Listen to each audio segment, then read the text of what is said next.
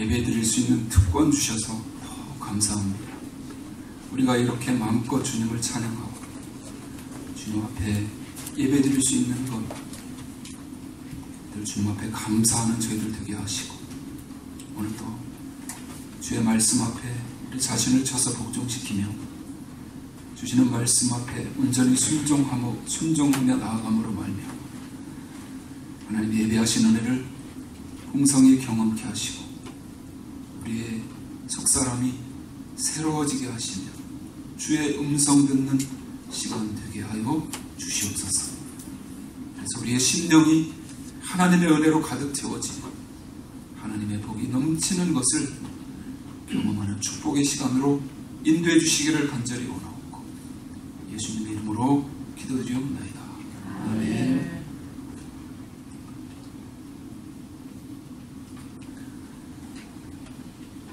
소금과 빛에 대한 예수님의 이 말씀은 대부분의 그리스도인들이 잘 아는 유명한 말씀입니다.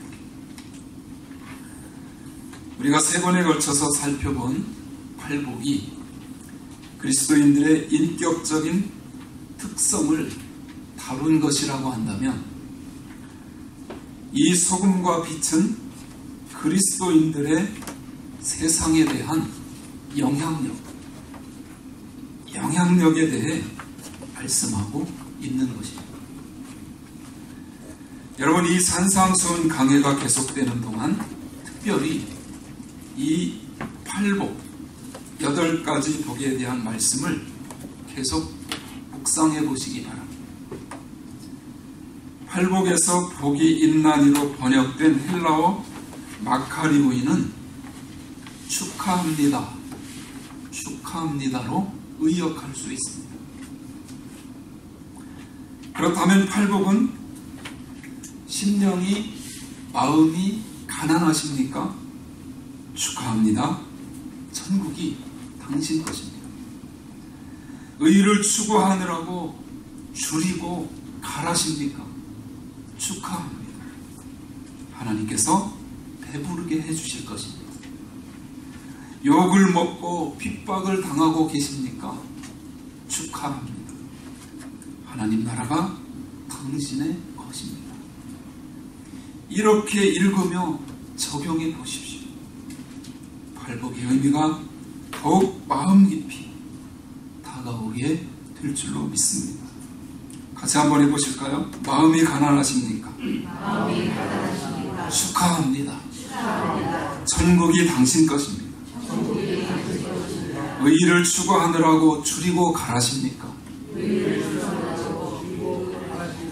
축하합니다. 하나님께서 배부르게 해주실 것입니다. 욕을 먹고 핍박을 당하고 계십니까? 축하합니다. 하나님 나라가 당신의 것입니다. 믿습니까? 예수님은 오늘 이 아주 친숙한 것들을, 특별히 소금과 빛, 이것을 비유로 사용하셔서 우리에게 천국의 심오한 진리를 가르쳐 주십니다. 대부분의 사람들은 소금과 빛을 매일 접하며 살고 있습니다. 이 소금과 빛, 이것보다 친숙한 것이 어디에 있겠습니까? 소금과 빛은 지금도 중요하지만 예수님 당시에도 지금보다 그 가치가 훨씬 더 컸습니다. 왜냐하면 지금은 소금을 구하기가 어렵지 않고 그렇게 비싸지도 않기 때문입니다. 빛도 마찬가지죠. 스위치 하나만 켜면 우리는 아무리 캄캄한 밤이라도 밝은 전깃불을 얻을 수 있습니다. 그러나 예수님 당시에 살았던 사람들은 그러지 못했습니다. 당시에는 소금을 구하기가 굉장히 어려웠어요. 소금을 만드는 기술이 부족했기 때문에 소금이 귀했고 로마 시대에는 봉급을 소금으로 대신 주기도 했습니다. 사실 봉급이라는 영어 단어 이 셀러리의 셀이 살트, 소금이라는 그 단어에서 나온 것입니다. 여러분 소금 장수 이야기를 들어보셨나요? 소금 장수 아저씨가 소금을 지고 냇물을 건너다가 그만 미끄러졌어요. 소금이 물에 빠지고 그래서 소금이 다 녹아서 통곡을 했다는 이야기입니다. 왜 소금을 잃고 통곡을 하지? 요즘 사람들은 이해를 못할 수도 있습니다. 그러나 과거에는 소금이 그만큼 귀했습니다. 하물며 예수님 시대에는 어떠했을까요? 빛도 마찬가지입니다. 당시에 빛을 밝히는 유일한 기구가 등불밖에 없었습니다. 한국으로 말하면 호롱불이죠. 당시에는 석유가 없었습니다. 그래서 사람들은 식물에 기름을 짜서 호롱불을 켰습니다. 그 기름이 얼마나 비쌌겠습니까?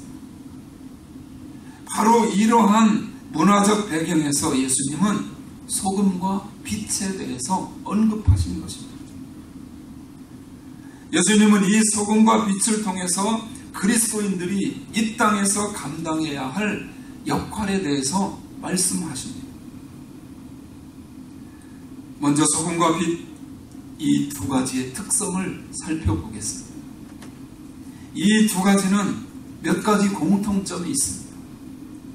그 공통점을 우리가 잘 파악하면 예수님이 주시고자 하는 메시지를 놓치지 않을 것입니다.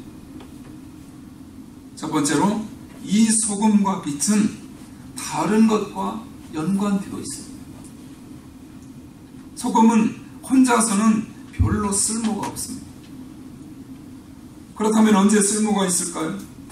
소금이 다른 곳에 들어갈 때 비로소 그 효과가 나타납니다. 음식의 맛을 냅니다. 모두가 알고 있듯이 소금이 안 들어간 음식을 어떻게 먹겠습니까? 성경에도 이러한 말씀이 나옵니다. 욥이 말했습니다. 우리 순서지 안에 있습니다. 욥기 6장 6절 같이 읽습니다. 싱거운 것이 소금 없이 먹히겠느냐? 벽에 알 흰자위가 맛이 있겠느냐? 재미있는 말씀이죠.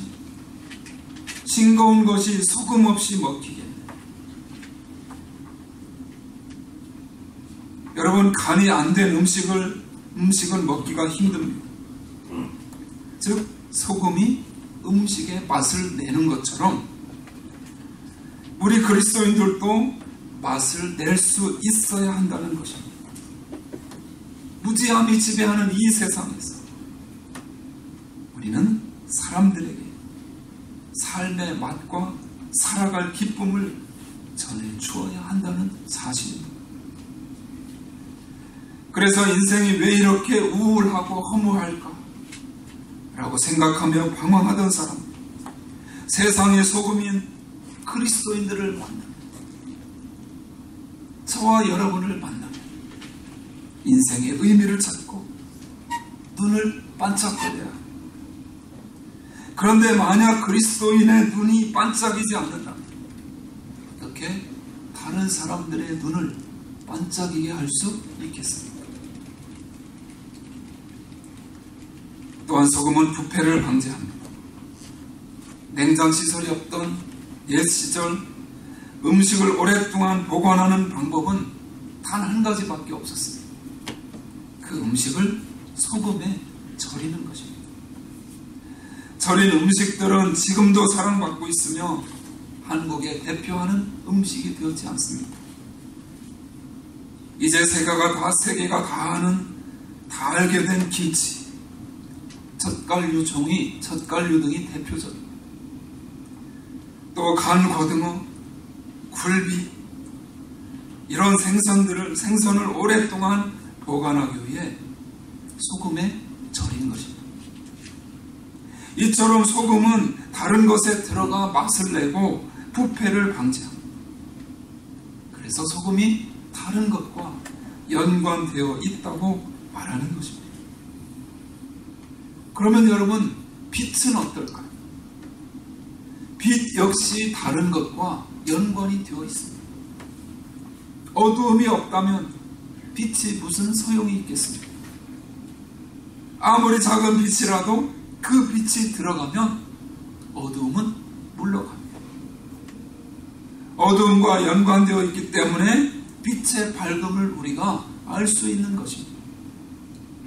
바로 여기에 예수님이 말씀하신 메시지의 중요한 핵심이 들어있습니다. 그것은 우리 그리스도인들이 세상에서 어떻게 살아가야 하는가 하는 것입니다. 예수님은 우리에게 세상과 접촉하라고 말씀하십니다. 지난 교회사를 살펴보면 세상과 접촉하지 않고 신앙생활을 해온 사람들이 많이 있습니다. 선한 동기를 가진 수도사들. 이 수도사들은 사회에서 물러나 깊은 산속에 들어갔습니다. 그리고 그 깊은 산속에서 혼자 세상의 악을 등지고 홀로 경건한 삶을 살고자 애썼습니다. 그리고 그 영향은 지금도 남아있습니다. 오늘 그리스도인들은 세상의 악함을 잘 알고 있습니다. 세상은 영적으로 보면 암흑과도 같은 곳입니다. 영적으로 길을 잃게 되는 캄캄한 곳입니다. 돈이 최고이고 명예가 최고입니다. 세상의 가치관은 부패했으며 성경과 반대되는 가치관을 떠들어댑니다. 그 결과 오늘날 많은 그리스도인들이 세상을 등지고 살아갑니다. 그러나 그것은 우리가 취해야 할 태도가 아니라고 성경은 말합니다. 두 번째 말씀 마태복음 10장 16절 같이 읽습니다. 보라, 내가 너희를 보냄이 양을 이리 가운데 보냄과 같도다. 그러므로 너희는 뱀같이 지혜롭고 비둘기같이 순결하라. 아멘. 예수님은 우리를 이리 가운데 양처럼 세상으로 보내셨습니다. 이리가 우글거리는 곳은 양들에게는 가장 위험한 곳입니다. 그러나 예수님은 우리를 안전하고 따뜻한 온실 속에 보낸 것이 아니라 이리가 우글거리는 세상 한복판으로 우리를 보내시며 분명히 말씀하십니다. 너희는 세상의 소금이요 빛이다. 우리는 세상을 피해야 할 사람들이 아닙니다. 오히려 세상 속으로 들어가야 하는 사람들. 그래서 그 속에 들어가서 맛이 없는 세상에 맛을 내고 썩어져가는 세상을 막아야 합니다. 캄캄한 암흑과도 같은 세상에서 사람들을 올바로 인도하는 소금과 빛이 되어야 할 줄로 믿습니다. 주님의 마음입니다. 그런데 교회가 소금을 저장하는 창고의 역할만 한다면 세상과 접촉하라는 예수님의 말씀을 정면으로 어기고 있는 것입니다. 만일 우리가 세상의 문화 속으로 들어가기를 꺼려하며 불신자들과 전혀 관계를 맺지 않고 살아간다면 우리는 결코 이 세상을 변화시키지 못할 것입니다. 누가 그들을 구원할 수 있겠습니까? 여러분, 오늘날의 한국교회와 이민교회를 한번 보십시오. 많은 성도들이 자신의 에너지 가운데 거의 80~90% 정도는 교회에서 소비합니다. 새벽기도, 주일 오전 예배, 오후 예배, 수요 예배, 그것도 잘 안 돼서 금요일날 철야 기도를 합니다. 그 밖에 수많은 훈련과 행사, 이러한 일들로 말미암아 헐떡거리며 쫓아다니다 정작 세상과 접촉하며 살 시간이 없습니다. 또한 시간이 있더라도 대부분의 에너지를 교회에서 다 써버렸기 때문에 세상에 나가서 사용할 에너지가 남아있지를 않습니다. 그렇다고 우리가 세상에 나가 세상과 어울려 죄짓고 그 가치관을 따라가라는 것은 결코 아닙니다. 물론 영적으로 어린아이와 같이 약한 성도라면 교회에 붙들어 놓고 교회 터두리 안에 머물게 해야 합니다. 그러나 여러분, 평생을 그렇게 산다면 어떻게 되겠습니까? 그것이 과연 예수님이 우리에게 부탁하신 삶의 모습일까요? 그렇지 않습니다.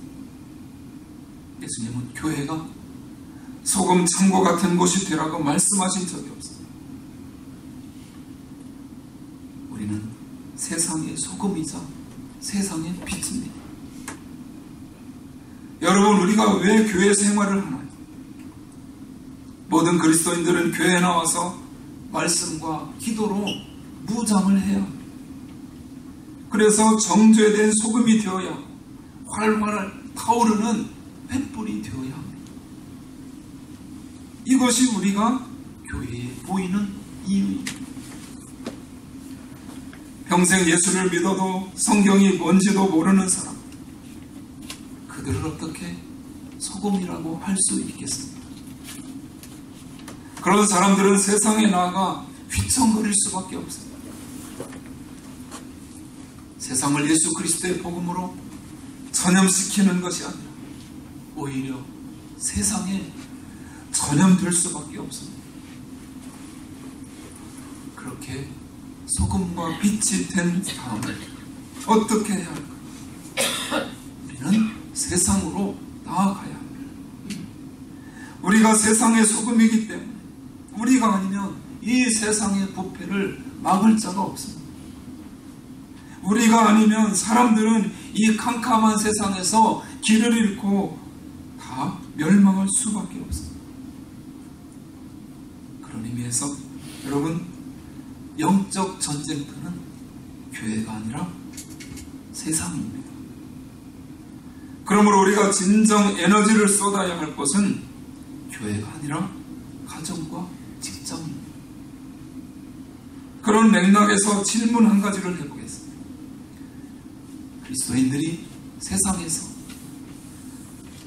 세상 사람들과 가까이 지내야 할까요? 어떻게 대답하시겠어요? 그 대답은 예입니다. 예수 믿으면 세상 친구들을 다 끊어버리는 사람들이 있습니다. 물론 추구하고 생각하는 것이 다르다 보니까 자연히 멀어지게 되어 있는 것이 사실입니다. 그러나 그것은 잘못된 것입니다. 그들의 문화를 따르지 말라는 것이지 관계를 완전히 끊으라는 말이 아닙니다.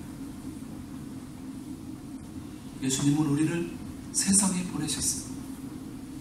그리고 우리는 관계를, 그렇기 때문에 그 관계를 유지해야 합니다. 그런 면에서 그리스도인은 세상에서 직장생활, 사회생활을 잘해야 합니다. 세상에서 사업도 열심히 해야 합니다. 가정생활을 잘하는, 직장에서 최선을 다하는, 사업을 잘하는, 그것이 바로 우리 그리스도인들이 해야 할 일이요, 우리의 본분입니다. 그런데 많은 그리스도인들이 세상에서 실패합니다. 직장생활에 흥미가 없습니다. 살림에도 별로 신경을 쓰지 않습니다. 그리고는 온 정열을 교회에 다 쏟아붓습니다. 정상적인 삶이라 할 수 없는 거죠. 예수님은 우리에게 이렇게 말씀하셨습니다. 오늘 15절 말씀 같이 읽습니다. 15절 사람이 등불을 켜서 말 아래 두지 아니하고 등경 위에 두나니 이러므로 집안 모든 사람에게 비추느니라.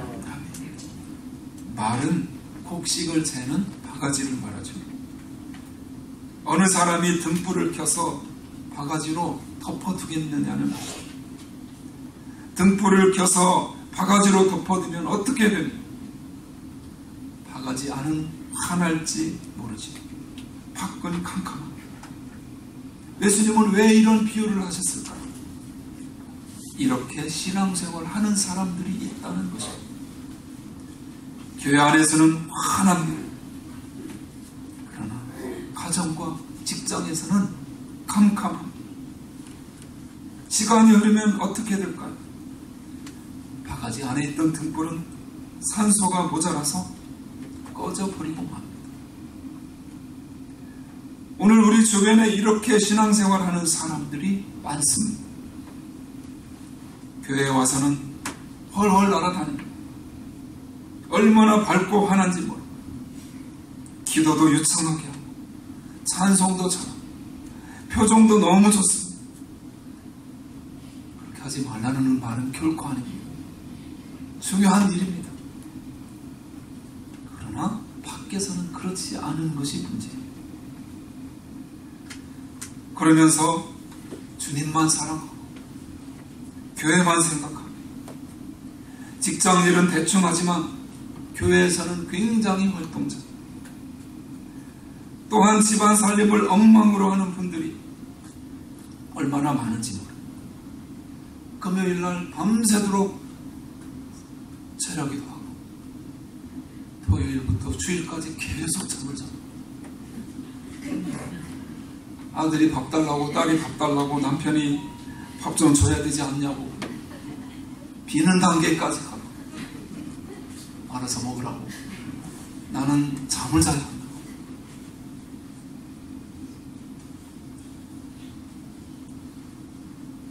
남편이 요즘 반찬이 맛이 없다고 이야기하지만 고민도 안 합니다. 먹으려면 먹고 먹기 싫으면 관두라고 그렇게 합니다. 성경 공부하는 정성의 밥만 반찬을 만드는 데 쏟아 가정이 달라질 텐데 말이에요. 제가 전에 교회 있을 때 이렇게 말하니까 아멘하는 남자분들 몇 분 계십니다. 주말씀 교회는 교회에서도 잘하지만 가정에서 더 잘하기 때문에 우리 남편 되시는 분들이 아무도 아멘을 안 하시고 너무 감사합니다. 이러한 행동은 모두 말 속에 가두어둔 등불이라는 말입니다. 예수님은 그런 그리스도인들을 향해 이렇게 외치십니다. 너희는 세상의 소금이요 세상의 빛이다. 결코 너희는 교회의 소금이요 교회의 빛이다. 그렇게 말씀하지 않으셨습니다. 세상과 접촉하며 사는 것이 우리 그리스도인들의 특성임을 잊지 마시기 바랍니다. 왜 그런가요? 그 세상에 그리스도인으로서의 영향력을 우리가 행사해야 되기 때문에 주님이 우리를 통해 그 일을 하기 원하시기 때문에 우리를 뽑아서 세워주신 것입니다. 믿게 하신 것입니다. 예수님은 그런 우리의 특성을 유지해야 한다고 말씀하십니다. 이것은 참 중요합니다. 예수님의 말씀을 듣고 세상에 나가는데 만일 소금이 그 맛을 잃어버리면 어떻게 될까요? 13절 말씀 중요한 말씀이죠. 같이 읽습니다. 너희는 세상의 소금이니 소금을 만일 그 맛을 잃으면 무엇으로 짜게 하냐? 후에는 아무 쓸데없어 다만 밝게 버리워 사람에게 밟힐 뿐이니라. 예수님의 말씀대로 세상에 나아갔다고 해서 끝이 아닙니다. 문제는 그 다음입니다. 나가서 소금의 맛을 다 잃어버리는 자들이 많다는 것이죠. 세상 사람들이 속이면 나도 속이고, 세상 사람들이 타락하면 나도 타락하고, 그들이 술을 마시면 사람들을 사귀라고 했습니까? 한 잔, 두 잔 따라 마십니다. 그 결과는 무엇일까요? 사람들에게 밟히게 됩니다. 세상으로 나간 그 다음이 더 중요합니다. 그런 의미에서 여러분, 세상에서 어떻게 살아야 할까? 예수님은 말씀하십니다. 소금이 만일 그 맛을 잃으면 밝게 버려져 사람들에게 밟힐 뿐이니라. 누구에게 밟힌다고 했나요? 세상 사람들에게 밟힙니다. 그리고 사람들은 말합니다. 정말 저 사람이 예수 믿는 사람 맞아. 나보다 별로 차이가 없네. 오히려 더 손해 안 보려고 하고 더 악착같고 자비라고는 눈꼽만큼도 없네. 우리가 그리스도인의 특성을 잃어버리고 세상 사람들과 똑같이 되는 그 순간 그들에게 우리는 아무런 영향을 끼치지 못합니다. 우리는 그 순간 문제를 해결하는 사람이 아니라 오히려 해결받아야 할 문제 덩어리가 되고 마는 것입니다. 여러분, 우리가 누구인가요? 우리는 사회의 일부가 되어서 하나님의 은혜를 우리의 삶 속에 나타냄으로 말미암아 사회를 악으로부터 보존해야 하는 그 사명을 가진 전국 백성들인 줄로 믿습니다. 그렇게 하기 위해 우리는 세상에 나아가 세상과 접촉하는 동시에 세상과 구별된 삶을 살아가야 합니다. 우리가 참으로 하나님께 속해 있고 발복에 따라 산다면 우리는 그렇게 될 수가 있습니다. 이것이 바로 우리의 소명입니다. 하지만 이것은 결코 쉬운 일이 아닙니다. 그래서 저는 종종 성도님들을 볼 때마다 안타까울 때가 있어요. 목사보다 훨씬 힘든 것이 성도이기 때문에. 목사는 교회 안에서만 사니까 어찌 보면 천국 백성으로 사는 것이 좀 더 쉬울 수 있습니다. 그러나 같은 직장에서 똑같이 경쟁을 해야 합니다. 혼자만 정직해야 하고 화내지 않아야 하고 손해봐야 하는 성도들의 삶. 저는 성도들의 이러한 어려움을 잘 알고 있습니다. 하지만 성경은 그것이 바로 우리의 소명이라고 말씀합니다. 어두운 세상의 빛을 밝히는 것, 맛이 없는 세상에서 맛을 내는 것, 썩고 있는 세상의 부패를 방지하는 것이 우리 그리스도인 저와 여러분들의 본분인 줄 믿으시기 바랍니다. 남태평양의 인구가 약 2,500명 정도 되는 아나이툼이라는 작은 섬이 있습니다. 지금으로부터 약 250년 전에 이 섬에는 식인종이 살고 있었습니다.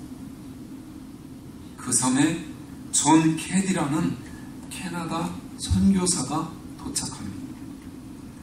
그는 그곳에서 24년 동안 선교 사역을 하고 마침내 그곳에 자신의 뼈를 묻습니다. 지금 그곳에 그의 비석이 있고 그 비석에는 이렇게 쓰여 있습니다. 한번 들어보십시오. 1948년 그가 이곳에 상륙했을 때 이곳에는 단 한 명의 그리스도인이 없었다. 그러나 1872년 그가 이 땅을 떠났을 때 이곳에는 단 한 명의 식인종도 없었다. 그는 그 섬 전체를 복음화시킨 것입니다.